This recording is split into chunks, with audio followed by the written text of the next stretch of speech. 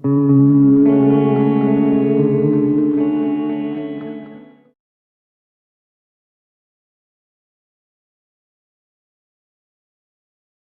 awal film kita diperlihatkan seorang kakek tua yang sedang mendengarkan rekaman suara dan berusaha menirukan suara itu. Lalu dia menghampiri kakek tua yang wajahnya sangat mirip dengannya dan mengambil ID card-nya lalu dia pergi. Beralih ke kota Munich, Jerman, terlihat di layar LED politisi ternama asal Jerman yang bernama Manfred Vest sedang berpidato dan dia akan mencalonkan diri menjadi kanselir Jerman. Dan si kakek tua tadi kini telah tiba di perusahaan milik Manfred Vest tersebut. Dia ternyata berposisi sebagai petugas kebersihan di perusahaan itu. Diketahui sang kakek bernama Ralf. Lalu dia masuk ke dalam lift untuk membersihkan ruangan di lantai atas. Keamanan mengatakan bahwa yang datang hanya Elias dan Jennifer. Lalu Ralf masuk ke dalam ruangan. Ternyata di sana dia memasangkan peredam di pistol miliknya. Tak lama Jennifer datang yang membuat Ralf langsung membunuhnya. Mendengar suara mencurigakan, keamanan datang untuk mengeceknya, namun tiba-tiba dengan mudah Ralf melumpuhkan semua penjaga di sana hingga menyisakan Elias yang langsung turun lewat tangga. Ralf yang sedang mengejar dengan penuh perhitungan, tembakannya berhasil mengenai kaki Elias, tapi anehnya Ralf tidak membunuhnya. Mengetahui polisi mulai berdatangan, Ralf bergegas pergi ke atap gedung dan melemparkan bom asap ke bawah. Lalu Ralf turun menggunakan tali karmantel yang telah dia bawa. Kini terlihat Ralf sudah tiba di apartemennya. Di dalam dia mulai melepaskan penyamarannya yang ternyata dia bukanlah kakek tua, melainkan bapak anak satu yang umurnya sekitar 30-an. Jadi Ralf yang asli itu kakek tua yang tadi, guys. Nah, pria ini menyamar sebagai Ralf untuk melancarkan aksinya. Keesokan harinya semua media langsung memberitakan kejadian semalam dan mereka juga mengabarkan bahwa Manfred Vest akan menjenguk putranya Elias di rumah sakit. Di lain sisi, Ralf KW sudah berada di sebuah gedung dan sedang merakit senjata dari koper yang ia bawa.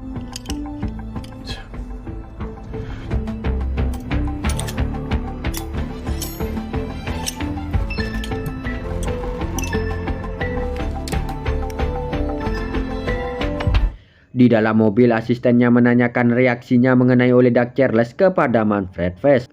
Manfred Vest mengatakan jika Oledak Charles nama aslinya adalah Sulaiman. Dia merupakan penipu dan pengkhianat bagi orang barat. Kembali ke dalam gedung, selesai merakit, pria itu mencoba menembakkan senjatanya ke tembok rumah sakit agar titik bidinya tepat sasaran.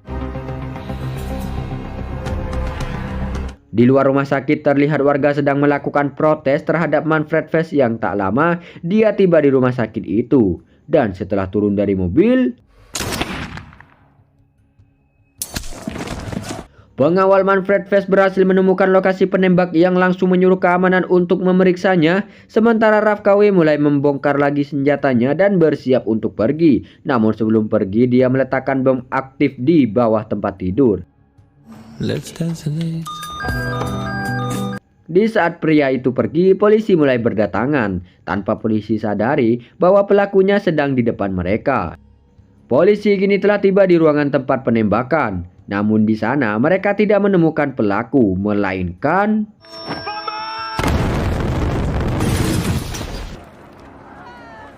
Ralf KW pergi ke basement dan menukarkan mobilnya, lalu dia meledakkan mobil yang tadi dipakai. Beralih ke markas Badan Intelijen di kota London, Inggris yang bernama MI6 Headquarters, terlihat agen MI6 sedang meneliti sebuah senjata. Dia bernama Bianca yang merupakan ahli senjata. Berita kematian Manfred Vest pun telah tayang di semua media ternama. Sementara Ralf KW menemui kenalnya di Hamburg, Jerman untuk membeli sebuah catur antik.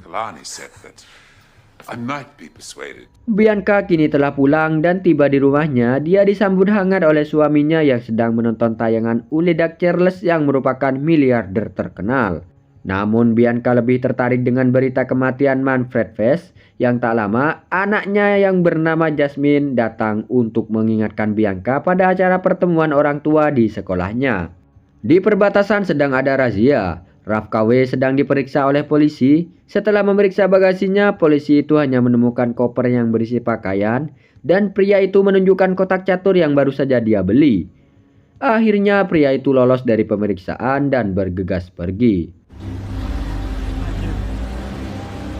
Keesokan harinya, terlihat Bianca pergi ke kantornya dan mengecek komputernya yang ternyata penembakan itu berjarak 3.815 meter, di mana itu sangat mustahil dilakukan oleh orang biasa. Bianca memaksa atasannya yang bernama Ossi agar dirinya diikutkan dalam rapat yang membahas kematian Manfred Vess. Rapat itu dihadiri petinggi intelijen Jerman yang bernama Werner Lechner untuk meminta bantuan MI6 dalam menangani kasus penembakan tersebut. Bianca pun masuk dan memastikan jarak tembakan yang terkonfirmasi. Werner mengatakan jika jarak tembaknya sejauh 3.815 meter. Karena menurut Bianca itu mustahil dilakukan karena rekor dunia saja hanya 3.540 meter yang terjadi di Ukraina pada tahun 2023. Bianca menanyakan apakah mereka menemukan senjata di TKP. Werner pun menjawab tidak. Lalu dia menampilkan pelaku yang pergi sambil membawa koper dari rekaman CCTV yang didapat. Bianca mengatakan bahwa dimensinya kurang dari 60 cm yang berarti senjata itu tidak berada di dalam koper. Menurut Bianca, senapan tersebut pasti pesanan khusus dan bagian barel dari senapan itu dibagi menjadi dua bagian. Karena jika tidak, barel tersebut tidak akan muat di dalam koper. Tapi Ossi menyangkal, karena jika bagian barel terbagi menjadi dua bagian, itu sangat berisiko karena kesalahan sedikit saja akan membahayakan si penembak. Bianca mengatakan bahwa ada pembuat senjata yang ingin mewujudkan itu semua. Dia bernama Norman Stoke yang berasal dari Irlandia. Dan Bianca punya cara untuk menemukannya. Di dalam ruangan, Isabel memanggil Bianca untuk mencari tahu tentang Norman. Bianca mengatakan bahwa Norman telah membuat senapan mesin dari tahun 80-an di Belfast Timur. Dia memiliki saudara yang bernama Larry, di mana dulunya mereka membunuh lebih dari 12 warga sipil yang tak bersalah. Yang akhirnya Larry berhasil ditangkap, tetapi dibebaskan setelah perjanjian perdamaian. Sedangkan Norman sendiri sampai sekarang mengembangkan keahliannya untuk membuat senapan mesin. Beralih ke Raf KW yang kini sudah sampai di Paris, Prancis, dia pergi ke salah satu warnet dan langsung membuka browser obrolan khusus untuk menghubungi kliennya dan menagih sisa pembayaran atas misi di Jerman. Klien itu menjawab agar mau menunggu dalam waktu 24 jam. Tak lama pria itu mendapatkan tawaran misi baru dari orang lain dengan harga yang sangat besar. Tetapi klien itu ingin bertemu langsung. Pria itu pun menolaknya. Tak menyerah begitu saja, klien tersebut membujuk dengan memasang harga 10 juta dolar plus bonus asalkan bisa bertemu langsung. Pria tersebut meminta 1 juta dolar untuk pertemuannya saja dan harus dibayar di awal. Pria itu juga berhak membatalkan misi tersebut. Tak lama uang 1 juta dolar pun masuk. Pria itu langsung bergegas pergi.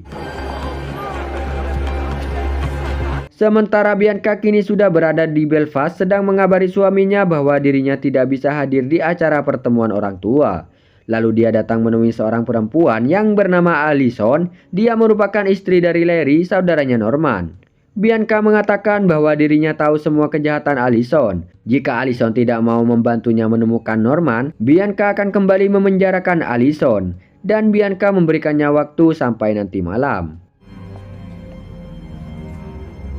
Malam harinya Bianca sudah tiba di rumah. Dia mencoba menghubungi Alison namun tidak dapat dihubungi. Lalu Jasmine pun datang. Bianca meminta maaf kepadanya namun Jasmine sudah terlanjur kecewa dan marah. Sementara Raf KW pergi ke Swedia untuk bertemu dengan kliennya. Dari kejauhan Raf KW memantau kliennya yang ternyata perempuan. Dia bernama Zina Jansson. Hingga di suatu tempat, Raf KW meminta Zona untuk tidak membalikan badannya dan hanya berkomunikasi lewat suara saja. Lalu Raf KW menanyakan siapa targetnya. Zina menjawab Ole Daggerless. Mendengar nama itu, Raf KW meminta harga awalnya dikalikan 10 kali lipat, separuh bayar di awal dan sisanya di akhir. Lalu Raf KW menghilang. Di kantor MI6, Bianca menyampaikan bahwa asetnya tidak memberikan informasi apapun mengenai Norman. Tetapi dia memiliki anak perempuan yang bernama Emma, aktivis London. Bianca kini sudah berada di lokasi yang sedang terjadi demo. Di sana ternyata ada Emma, putrinya Alison. Bianca menyuruh keamanan untuk menangkapnya dan dimasukkan ke dalam sel penjara. Raf kini sudah berada di Cadiz, Spanyol, dan di sanalah Raf tinggal bersama keluarga kecilnya yang jauh dari pusat kota. Lalu dia bertemu dengan istrinya yang bernama Nuria. Sementara itu, Bianca mendapatkan kabar jika Emma terkena serangan jantung dan tak sadarkan diri. Namun di perjalanan nyawanya tak tertolongkan.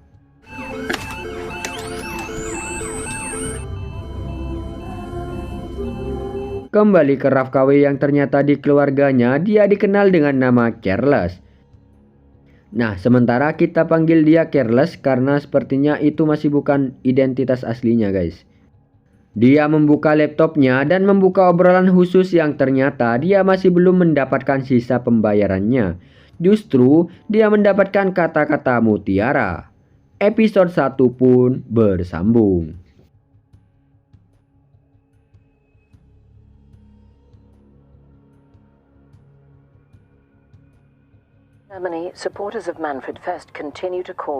Bianca mendapatkan telepon dari Allison yang curiga bahwa Emma ditangkap karena ulahnya. Namun Bianca mengelak. Allison yang belum tahu jika Emma sudah meninggal meminta Bianca membebaskan Emma seperti dulu dirinya membebaskannya. Namun Bianca meminta Allison memberikan nomor Norman terlebih dahulu. Setelah itu Bianca akan membantu membebaskannya. Di kantor MI6, Bianca berunding dengan Ozzy dan Isabel meminta mereka mengurus kematian Emma agar Bianca bisa fokus menjalankan misi pencariannya.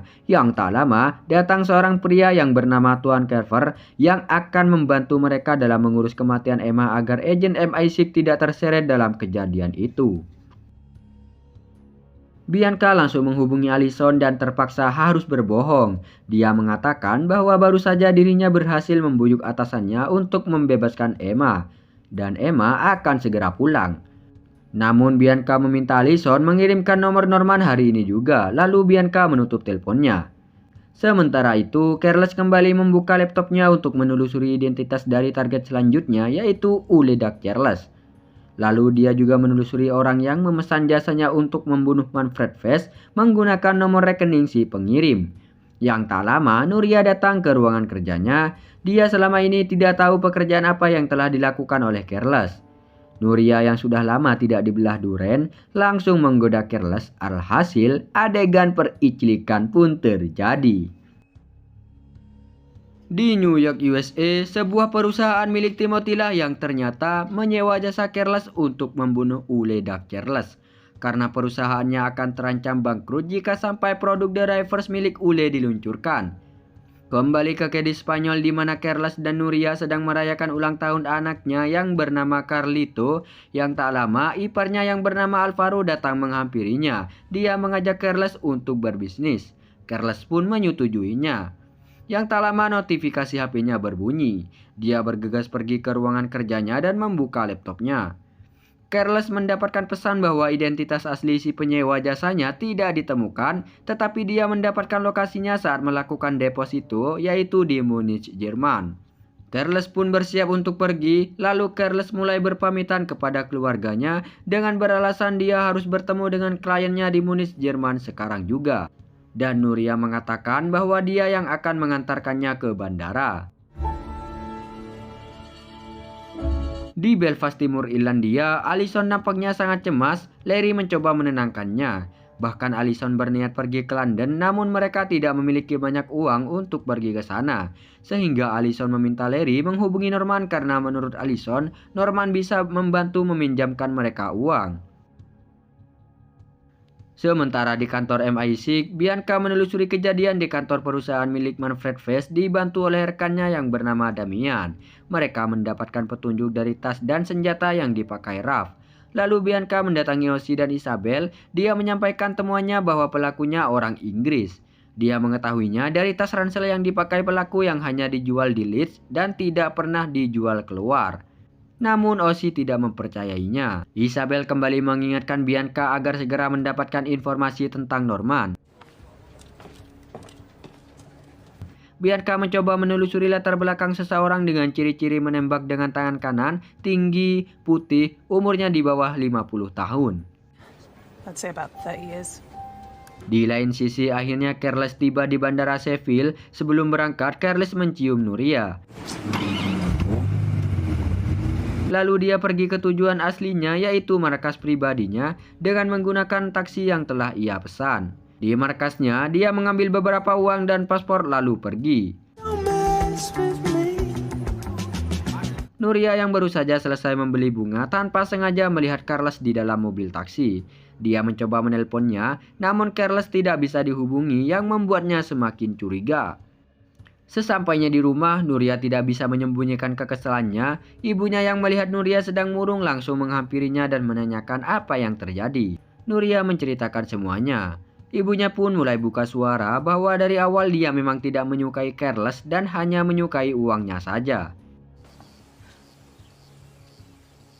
Kini Carlos sudah berada di Bavaria, Jerman. Di dalam mobil dia dihubungi oleh Zina yang mengatakan bahwa Zina dan rekannya sepakat menggunakan jasanya, tapi harus bertemu lagi secara pribadi.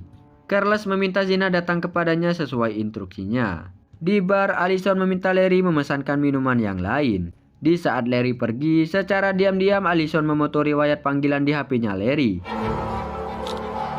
Yang tak lama, HP-nya Bianca notifikasinya berbunyi. Dia langsung pergi ke kamarnya, meninggalkan keluarganya yang sedang berkumpul. Akhirnya Bianca berhasil mendapatkan nomor handphone Norman yang baru saja dikirim oleh Alison. Bianca langsung menghubungi pihak kantor untuk mencari lokasi pemilik nomor tersebut. Bianca bersiap akan pergi sambil membawa koper dan mulai berpamitan dengan keluarganya. Keluarganya nampak jelas raut wajah kecewanya. Di Munich, Jerman, Zina mendapatkan surat yang berisi lokasi pertemuan dengan Carlos. Zina kini sedang menuju titik pertemuan yang ternyata Carlos sudah menyamar dan mulai mengikutinya dari belakang. Hingga saat Zina duduk di kursi sebuah taman, Carlos pun muncul. Carlos meminta Zina tidak menoleh dan terus menghadap ke depan. Carlos meminta Zina membayar 50 juta dolar di awal, namun Zina mengatakan mereka tidak bisa. Tetapi Zina akan membayarnya 20 juta dolar di awal dan uang itu bisa diterima sekarang juga. Setelah berpikir, Carlos menyetujuinya. Zina meminta Carlos melancarkan aksinya pada tanggal 28 sebelum Ule meluncurkan produknya. Sebelum Carlos pergi, Zina meminta kata panggilan untuknya. Carlos menjawab, The Jackal. Why not the jackal? Di lain sisi, Bianca sudah tiba di Riga, ibu kota Latvia. Dia menghubungi Isabel dan mengabarkan bahwa sudah mengetahui lokasi Norman yang masih di Belarus. Isabel mengatakan Bianca kali ini harus mendapatkannya. Bianca juga akan dibantu oleh 2 agen lainnya. Mereka pun berangkat menuju Belarus. Norman hasn't moved. Setibanya di rumah Norman yang terletak di tengah hutan, Bianca dan agen lainnya mulai mengepung rumah itu. Di saat ingin masuk, tiba-tiba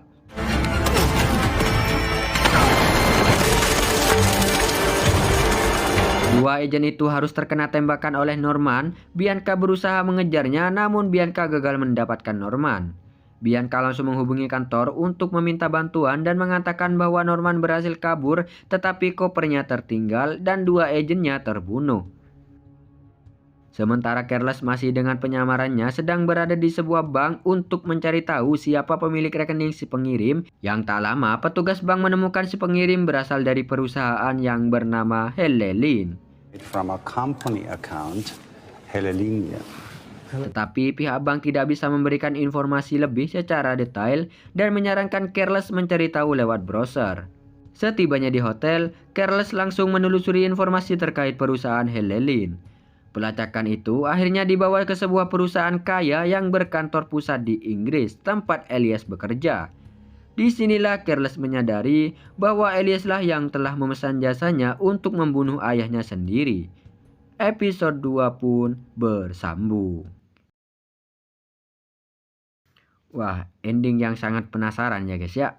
Norman berhasil lolos, sedangkan Carlos berhasil menemukan orang yang telah berani tidak membayarkan jasanya. Lantas apa yang bakal dilakukan oleh Carlos selanjutnya? Ditunggu di episode berikutnya.